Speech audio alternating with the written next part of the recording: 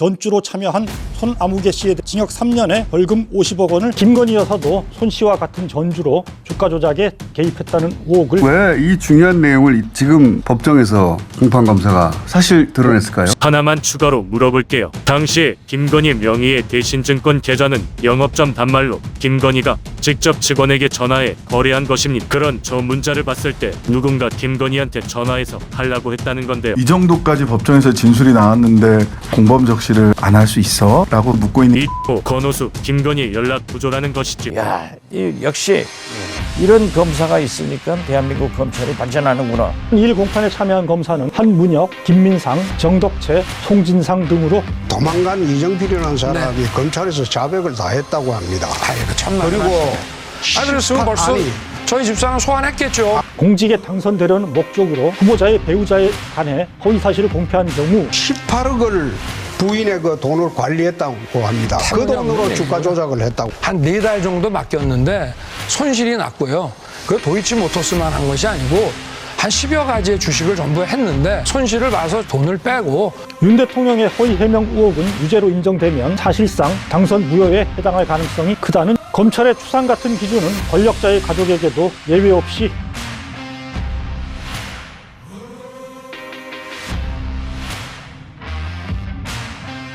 안녕하세요. 논설의 손원재입니다. 이 시간엔 지난 회에서 다룬 김건희 여사 주가 조작 공범 의혹의 진전 상황을 살펴보고자 합니다. 먼저 16일 서울중앙지방법원에선 도이치모터스 주가 조작 사건 공범들의 결심 공판이 열렸습니다. 여기서 검찰은 주범인 권오수 전 도이치모터스 대표에 대해 징역 8년을 구형했습니다. 1차, 2차 주가 조작 작전의 주포를 맡았던 인물들에 대해서도 중형을 구형했습니다. 눈길을 끄는 건 주가 조작 선수가 아닌 전주로 참여한 손아무개 씨에 대한 검찰의 구형입니다. 징역 3년에 벌금 50억 원을 구형했습니다. 현재 김건희 여사도 손 씨와 같은 전주로 주가 조작에 개입했다는 의혹을 받고 있습니다. 이 때문에 이후 김 여사에게도 검찰이 동일한 잣대를 들이댈 수 있을지 국민들의 관심이 집중되고 있습니다. 지난주 논설에선 김건희 여사가 도이치모터스 주가 조작 2차 작전 기간인 2010년 11월 1일 대표적 주가 조작 거래인 통정매매에 참여했고 전화로 직접 8만 주 매도 주문을 했다는 검사의 폭탄 발언을 소개드린 바 있습니다. 지난 12월 2일 관련 공범들의 재판에서 검사가 증인신문 도중 밝힌 내용입니다. 2010년 11월 1일 문자 메시지로 김현이 12시에 3,300에 8만 개 때려달라 해주셈이라고 보내니 증인이 준비시킬 게요라고 답한 게 맞습니까? 그리고 또 매도하라 하셈이라고 문자 메시지를 보냈죠. 네. 그리고 7초 있다가 김건희 명의 계좌에서 3,300에 8만 주 매도 주문이 나오고 증인 명의 등으로 매수됐지요. 그럼 여기서 증인이 준비시킬게요라고 한 대상자는 누구죠? 증인 민 씨는 지난해 대선 기간 검찰 수사 도중 미국으로 도피했다가 1년 만인 지난 11월 29일 돌연 귀국한 블랙펄 인베스트 투자자문사 임원입니다. 2차 작전 기간 김 여사 증권 계좌를 관리하며 주가 조작 거래에 사용한 혐의를 받는 일당 중에 한 명입니다. 이런 민 씨에 대한 증인신문 도중 검사가 갑자기 3,300원에 도이치모터스 주식 8만 주를 매도한 게 김건희 여사 본인이다 밝힌 겁니다. 민 씨의 연락을 누군가를 통해 받은 김 여사가 직접 영업점 직원에게 전화해 민 씨가 받은 문자 그대로 3,300원에 8만 주를 팔도록 했다는 얘긴데요. 검사는 민 씨, 이아무개, 권오수, 김건희 순으로 연락이 이뤄지는 구조였을 것이라는 점도 지적했습니다.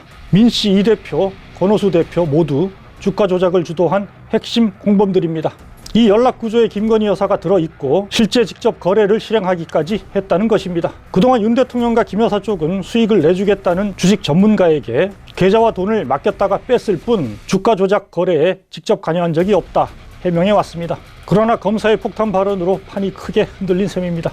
이 내용에 많은 관심이 쏟아졌습니다. 한겨레 홈페이지와 다음 네이버, 유튜브 등을 통해 170여만 독자가 텍스트와 영상으로 논설을 접했습니다. 정치권에서도 빼박 증거가 나왔다며 검찰은 당장 김 여사 수사에 착수하라는 목소리가 나왔습니다. 재판 과정에서 김건희 여사의 주가 조작 내용이 다 만천하에 드러났습니다. 이제 검사가 직접 묻는 내용이 나왔으니 수사하고 소환하고 수사해야 된다. 윤석열 대통령 이에 관해서 공정하게 수사하라고 명령 내리세요. 말씀하세요. 일부 매체들은 검사 신문 내용에 의미를 짚기도 했습니다. 검사의 질문을 보면 아까 이 씨, 권 씨, 김건희 씨 여사 연락 구조라는 것이지요? 라고 물어보니까 거기에 대해서 민 씨가 추정 함부로 할 수 없다니까 이 사실관계 가장 잘 알고 있는 게 증인 아니냐. 이거 정도의 통화 목록? 이 정도는 파악을 하고 있는 것 같아요. 그게 이제 증권사의 그 전화 녹취로 자동으로 남아서 확인했겠죠. 그러니까 그렇게 구체적으로 특정해서 말을 했겠죠. 이 검사가 확인하고 싶었던 것은 김건희 씨가 어떤 연락 구조 하에서 이 거래를 한 거죠. 이걸 확인하고 싶었던 걸로 보입니다. 이렇게 반응을 소개한 건 좌자찬하자 이런 의도가 아닙니다. 김건희 여사 공범 의혹에 대한 사회적 관심을 환기하고 사안의 본질에 한 발이라도 다가갔으면 하는 마음에서입니다. 지금부터는 김 여사 직접 개입 정황에 담긴 의미와 여러 궁금증에 대해 살펴보겠습니다. 검사는 왜 무슨 의도로 재판 막바지에 이런 질문을 던졌을까요? 또 김 여사 의혹에 대한 사법적 판단이 내려질 경우 윤석열 대통령에겐 어떤 영향이 있을까요? 핵심적 의문과 쟁점 5가지에 대해 찬찬히 짚어보겠습니다. 자, 시작합니다. 도이치모터스 주가 조작은 1차와 2차에 걸쳐 진행됐습니다. 윤 대통령과 김 여사 쪽의 해명도 작전 시기에 따라 달랐습니다. 1차 작전과 관련해선 윤 대통령 자신이 지난해 대선 경선 토론회를 통해 수익을 내주겠다는 주식 전문가에게 4개월간 계좌와 돈을 일임했다가 손실을 보고 절연했을 뿐 김 여사가 거래에 직접 관여한 적이 없다 주장한 바 있습니다. 도망간 이정필이라는 사람이 검찰에서 자백을 다 했다고 합니다. 이거 천만의 그리고 말씀이네. 그랬으면 벌써 저희 집사람 소환했겠죠. 당신 주기 곧 위해서라도. 소환하겠죠. 네? 곧 소환하겠죠. 그리고 18억을 부인의 그 돈을 관리했다고 합니다. 그 돈으로 주가 조작을 했다고 합니다. 아닙니다. 전혀 터무니없는 얘기고 2010년에 제가 결혼하기 전에 이 양반이 골드만삭스 출신이라고 해서 좀 위탁 관리를 좀 맡기면은 좀 괜찮을 것이다. 우리 그런 거 많이 하지 않습니까? 한 4달 정도 맡겼는데 손실이 났고요. 그 도이치모터스만 한 것이 아니고 한 10여 가지의 주식을 전부 했는데 손실을 봐서 돈을 빼고 그 사람하고는 절연을 했습니다. 계좌까지 2013년에 이미 경찰이 다 봤을 겁니다. 2차 작전과 관련해선 대선 기간 윤석열 캠프는 김 여사가 1차 작전에 선수 이아무개 씨로부터 돌려받은 주식을 정리하는 과정에서 직접 거래를 했지만 시세 조종 등 주가 조작과는 전혀 무관하다 해명했습니다. 그러면서 주가 조작 공범 누구에게도 김 여사 계좌를 빌려준 적이 없다 주장했습니다. 어느 누구에게도 해당 계좌를 빌려준 사실이 없습니다. 김건희 씨가 5개 계좌로 거래한 것처럼 보도되었는데 모두 증권사를 옮겨가며 순서대로 거래한 것입니다. 김건희 씨가 증권사 직원들을 통해 전화 주문한 것이고 증권사 지점을 옮긴 것일 뿐 여러 개 계좌를 동시에 사용하여 주식을 집중 거래한 것이 아닙니다. 증권사를 옮겨가며 한 개의 계좌를 쓴 것이 전부입니다. 그러나 2차 작전 기간 누구에게도 계좌를 빌려주지 않았다는 주장은 지난 4월 8일 공판에서 블랙펄 인베스트 사무실 압수수색 과정에서 나온 김건희 파일의 존재가 공개되면서 뿌리째 흔들린 바 있습니다. 2011년 1월 13일 작성된 이 엑셀 파일에는 김 여사 명의 증권 계좌의 인출액과 잔액, 현금 26억 원과 매각 주식 수량이 자세히 기록되어 있습니다. 이 파일 작성자로 지목된 민 씨는 작성 사실을 부인하고 있습니다만 누가 작성했든 김 여사 계좌가 2차 작전에 사용됐다는 본질은 달라지지 않습니다. 또 윤석열 캠프에선 김 여사가 2차 작전 기간 직접 전화로 거래를 주문했다는 점을 인정하면서도 이는 주가 조작 공범들의 거래와는 전혀 별개로 이뤄진 거래라고 해명한 바 있습니다. 그러나 앞에서 본 증인신문과 연결해 보면 이 해명의 허점이 드러납니다. 이 대목입니다. 하나만 추가로 물어볼게요. 당시에 김건희 명의의 대신증권 계좌는 영업점 단말로 김건희가 직접 직원에게 전화해 거래한 것입니다. 그런 저 문자를 봤을 때 누군가 김건희한테 전화해서 팔라고 했다는 건데요. 증인은 이호인 것 같다고 했는데 그럼 이호가 김건희한테 직접 연락해서 주문 내라고 할 수 있는 관계인가요? 이호, 권오수, 김건희 연락 구조라는 것이지요. 검사의 신문 내용은 김 여사가 이아무개 권오수 순으로 연락을 받아 8만 주 매도 주문을 냈다는 점을 지적하고 있습니다. 김 여사가 직접 전화로 거래를 주문한 것은 윤석열 캠프의 주장처럼 독자적 거래가 아니라 핵심 공범들의 연락구조 안에서 연락받은 내용을 실행한 것이다 라는 점을 시사하는 것입니다. 또 하나의 쟁점은 김 여사가 공범 연락 7초 만에 전화로 매도 주문을 하는 게 과연 가능한가 하는 문제입니다. 2010년 11월 1일 문자 메시지로 김 현이 12시에 3,300에 8만 개 때려달라 해주셈이라고 보내니 증인이 준비시킬 게요라고 답한 게 맞습니까? 그리고 또 매도하라 하셈이라고 문자 메시지를 보냈죠. 네. 그리고 7초 있다가 김건희 명의 계좌에서 3,300에 8만 주 매도 주문이 나오고 증인 명의 등으로 매수됐지요. 이 증인 신문이 이뤄진 지 일주일 뒤인 지난 9일 재판에선 변호인의 반대 신문이 있었습니다. 여기서 권오수 전 도이치모터스 대표의 변호인은 7초 만에 전화로 거래가 이뤄지는 것은 불가능하다, 이런 취지의 변론을 폈습니다. 김 씨가 매도하라 하셈 문자를 보낸 뒤 7초 만에 매도 주문이 나옵니다. 여러 사람을 거쳐야 하는데 7초 만에 이뤄질 수 있다고 생각하나요? 물리적으로 어렵다고 생각합니다. 김 씨의 매도 지시가 김 여사에게 도착하려면 민 씨, 이아묵의 권오수를 거쳐야 하고 김 여사가 또 증권사 직원에게 전화해야 하는데 이 과정이 7초 만에 이뤄질 수는 없다라는 주장입니다. 그러나 이 주장엔 빈틈이 있습니다. 주가 조작 선수 김 씨가 민 씨에게 12시에 8만 개 때려달라고 문자를 보낸 뒤 희철을 두고 매도하라 하셈 문자를 보냈다는 점입니다.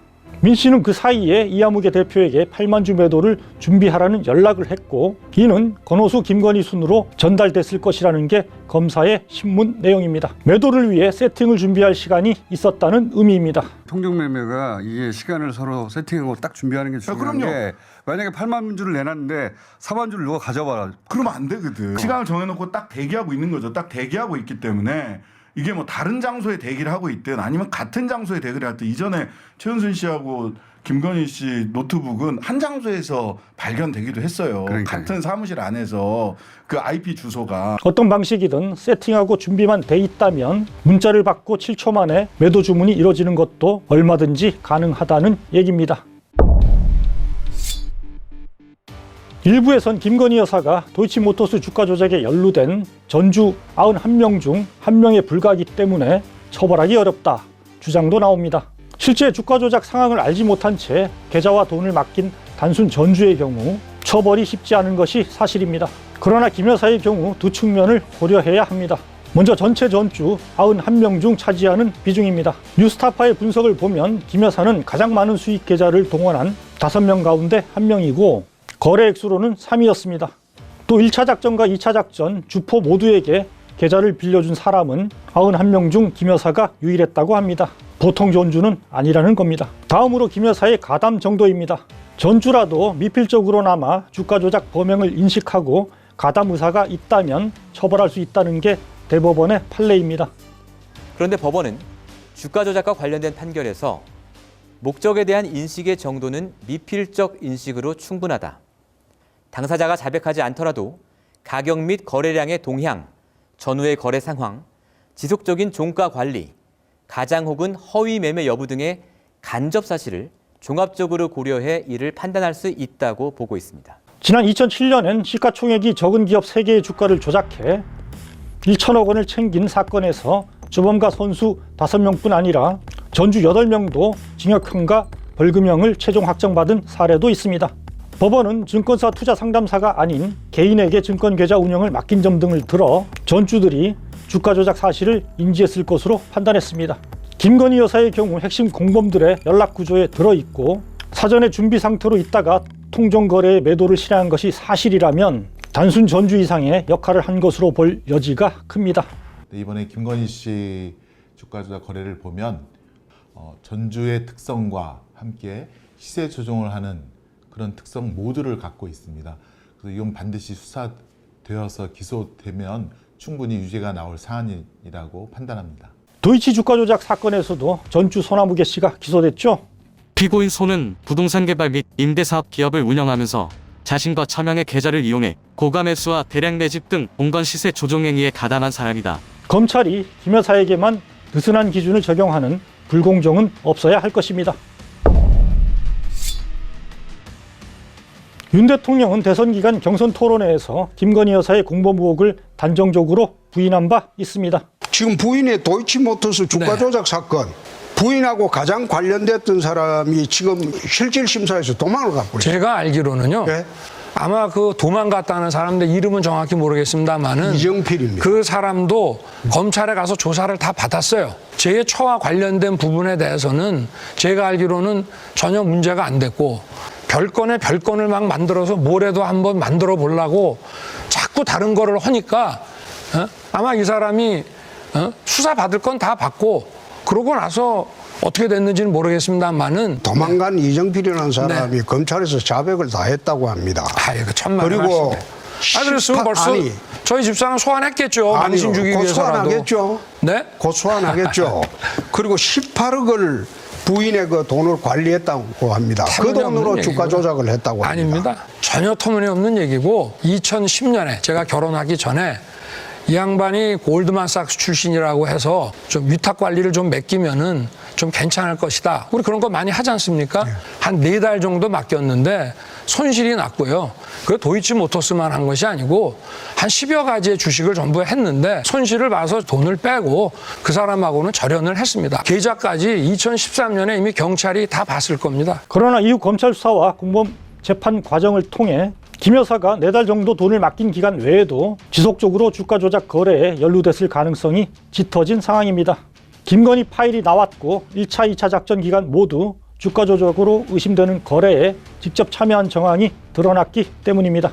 김 여사 의혹이 사실로 드러날 경우 김 여사 자신의 처벌은 물론이고 윤 대통령에게까지 파장이 번질 수 있습니다. 공직선거법 250조는 공직에 당선되려는 목적으로 후보자의 배우자에 관해 허위사실을 공표한 경우 7년 이하 징역 또는 500만 원에서 3천만 원의 벌금형에 처할 수 있도록 규정하고 있습니다. 선거법 위반으로 벌금 100만 원 이상이 확정되면 당선 무효가 됩니다. 윤 대통령의 허위 해명 의혹은 유죄로 인정되면 사실상 당선 무효에 해당할 가능성이 크다는 얘기입니다. 실제 민주당은 지난 9월 5일 윤 대통령을 공직선거법 위반 혐의로 검찰에 고발한 바 있습니다. 다만 대통령의 경우 내란 또는 외환을 제한한 범죄에 대해서는 재직 중 형사상 소출을 받지 않도록 헌법에 규정되어 있습니다. 임기 중 불소추 특권입니다. 이 때문에 윤 대통령도 재직 중에는 선거법 위반 혐의로 재판에 넘겨져 당선 무효형을 받기는 불가능합니다. 그렇다고 범죄 혐의가 사라지는 것은 아닙니다. 재직 기간 공소시효는 정지되기 때문에 퇴임 이후에는 기소할 수 있습니다. 한편으로 재임 기간 소추가 아닌 수사는 할 수 있는지를 두고는 법조계에서도 견해가 갈립니다. 하지만 다수 의견은 수사는 할 수 있다는 쪽입니다. 실제 박근혜 전 대통령은 국정농단 의혹과 관련해 재직 중 검찰과 특검 수사를 받은 전례가 있습니다.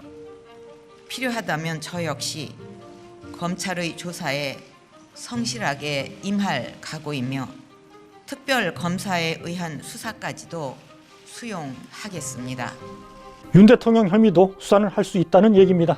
다만 실제 윤 대통령 수사가 이뤄지기까지는 몇 가지 전제가 필요합니다. 우선 김 여사 의혹이 수사를 통해 유죄로 드러나고 윤 대통령의 해명이 허위라는 점이 확인되어야 합니다. 현재 검찰이 김 여사에 대한 수사를 완강히 뭉개고 있는 배경에는 자칫 김 여사 수사가 윤 대통령 수사의 발판이 되는 것 아니냐는 계산이 깔려있다는 분석도 나옵니다. 이런 조건이 갖춰지더라도 배우자 수사조차 겁을 내는 검찰이 검찰총장 출신 대통령에 대한 수사에 제대로 착수할 수 있을지는 의문입니다. 이 때문에 김 여사 유죄 등의 전제가 충족되면 검찰보다는 특검을 통해 윤 대통령의 선거법 위반 혐의를 수사하는 게 가장 바람직한 방안이라는 견해가 많습니다.